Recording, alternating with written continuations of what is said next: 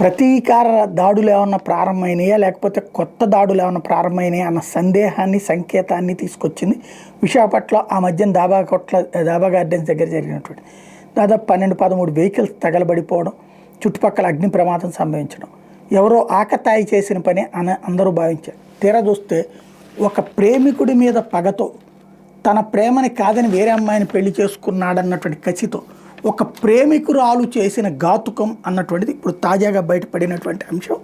ప్రేమించిన వ్యక్తి మరొకళ్ళని వివాహం చేసుకున్నాడని ఓ యువతి ఆగ్రహంతో రగిలిపోవడం, ఆ కోపంతో అతడి బైక్కి నిప్పిపెట్టింది. అది కాస్త ప్రమాదవశాత్తు మరికొన్ని ద్విచక్ర వాహనాలు కాలిబూడిదయ్యాయని తేల్చారు. విశాఖపట్నంలోని బర్మా క్యాంపుకి చెందిన 27 ఏళ్ల యువతి డాబా గార్డెన్స్ విశ్వనాథం రోడ్డు ప్రాంతంలో ఉంటున్న వ్యక్తిని 3 ఏళ్ల నుంచి ఇష్టపడుతోందట.